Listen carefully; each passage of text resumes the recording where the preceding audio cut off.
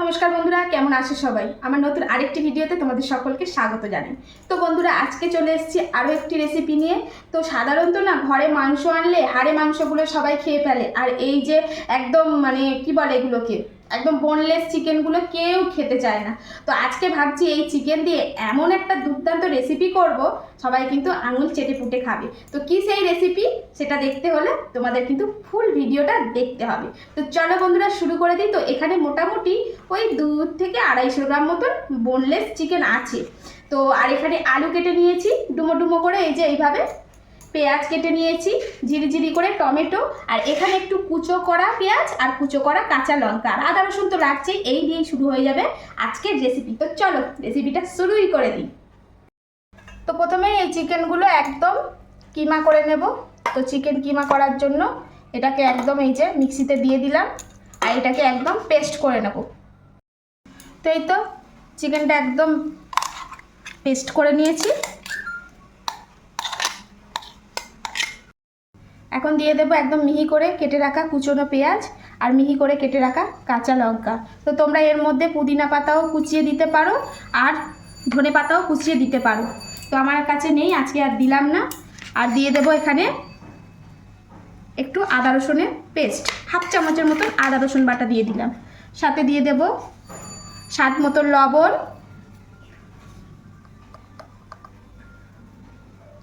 দিয়ে দেব সামান্য একটু গোলমরিচ। তো এখানে হাফ চামচের মতন গোলমরিচ। আর বাইন্ডিংয়ের জন্য আমি দিয়ে দিচ্ছি এখানে চালের গুঁড়ো, তোমরা চাইলে কর্নফ্লাওয়ারও ইউজ করতে পারো। তো এখানে আমি 2 চামচের মতন চালের গুঁড়ো অ্যাড করলাম। তো এখন এটা সম্পূর্ণ ভালো করে এইভাবে একসঙ্গে চটকিয়ে মেখে নেব। তো এই যে এটাকে সম্পূর্ণ মেখে নিয়েছি সুন্দর করে। তো এদিকে জল বসিয়ে দিয়েছি, আর জলটা বেশ ফুটে উঠেছে। এখন এই যে মাংসগুলো যেগুলো, এই যে এখন এইভাবে এরকম গোল গোল করে এই জলের মধ্যে ছেড়ে দেব। তো এইভাবে একটু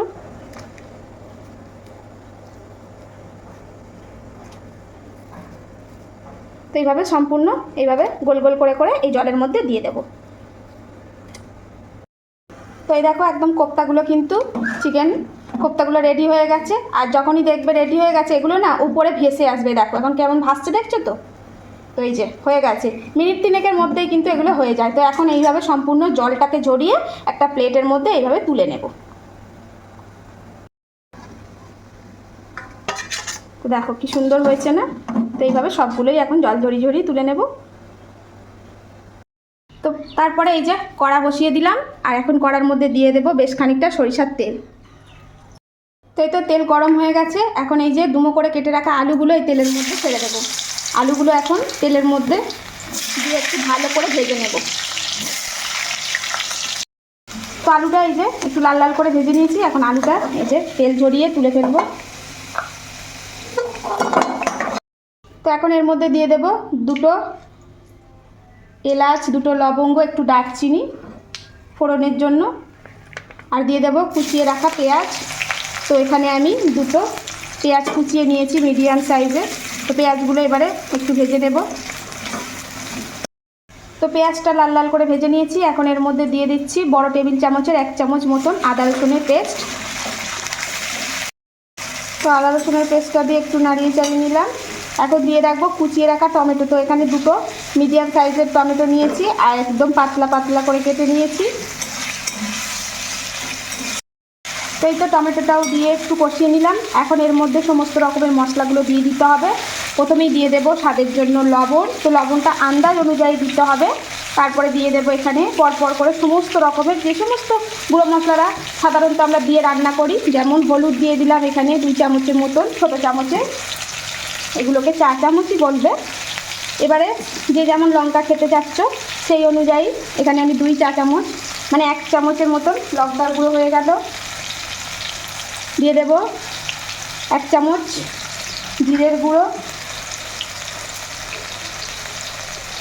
আর দিয়ে দেব 1 চামচ মতন ধনে গুঁড়ো। এই ধনেটা না আমি বাড়িতেই গুঁড়ো করে রাখি, একটু আধ ভাঙা মতন করে। এখন এটাকে বেশ ভালো করে কষিয়ে নেব।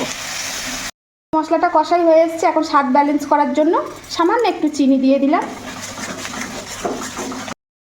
তো এই তো মশলাটা খুব সুন্দর করে কষিয়ে নিয়েছি, আর দেখো বুঝতেই পারছো একদম কিন্তু তেল ছেড়ে এসছে। তো মশলা কষানো হয়ে গেছে, এখন এই যে ভাজা আলুটা দিয়ে দিচ্ছি এর মধ্যে। ভাজা আলুটা দিয়ে এটাকে আবার একটু কষিয়ে নেব। তো এই তো আলু দিয়ে একটু ভালো করে কষিয়ে নিয়েছি, আর এর পর্যায়ে কিন্তু দিয়ে দেব এই যে বলগুলো বানিয়ে রেখেছিলাম, এখন এই বলগুলো দিয়ে দিলাম। এই বলগুলো এর মধ্যে আবারও একটু হালকা করে কষিয়ে নেব।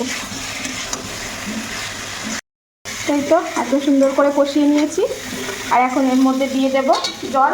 তো এখানে জলটা কিন্তু আমি গরম করেই দিচ্ছি, গরম জলটা ব্যবহার করবে, তাহলে কিন্তু তরকারির স্বাদটা কিন্তু অনেকটা বেড়ে যাবে। তাই তো জল দেওয়া হয়ে গেল, এখন এটাকে এইভাবে মিডিয়াম আঁচে রেখে দেবো 5 মিনিটের মতন। এটা আলু টালুগুলো সমস্ত সব সিদ্ধ হবে। তো এখন এটা ঢাকা দিয়ে দেব, আর মিডিয়াম আঁচে এটাকে 5 মিনিটের মতন রেখে দেব।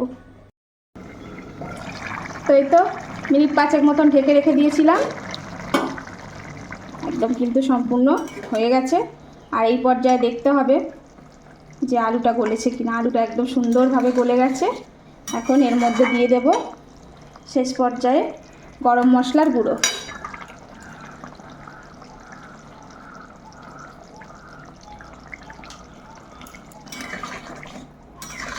তো এবারে গ্যাসটা বন্ধ করে দিচ্ছি, এটাকে ঢেলে নেব। তো এই তো বন্ধুরা একদম রেডি। তো দেখতে কেমন হয়েছে বন্ধুরা? খুব সুন্দর লাগছে কিন্তু দেখতে, কালারটাও দুর্দান্ত এসছে। তো সাধারণত একদম সলিড চিকেন যারা খেতে চাও না, তারা এইভাবে কিন্তু তরকারি বানিয়ে খেতে পারো। এটা গরম ভাতে বা রুটি পরোটার সঙ্গে দুর্দান্ত জমে যায়। তো কেমন হয়েছে অবশ্যই কমেন্টে জানিও। ভালো লাগলে একটা লাইক দিয়ে যেতে ভুলো না। যারা ফেসবুক থেকে দেখছো প্লিজ আমার এই পেজটাকে ফলো করো, ইউটিউব থেকে দেখে থাকলে সাবস্ক্রাইব করো। তো চলো আজকের মতন আসি, দেখা হচ্ছে আবার নতুন করে ভিডিওতে। সবাই ভালো থেকো, সুস্থ থেকো, সাবধানে থেকো। ও হ্যাঁ বন্ধুরা, আমি কিন্তু সাধারণত এই রেসিপিটা বানাই, কিন্তু রেসিপির কি নাম আমি কিন্তু বলতে পারলাম না। তো আজকে কিন্তু তোমরাই বলো কমেন্টে যে এটার কি নাম দেওয়া যায়।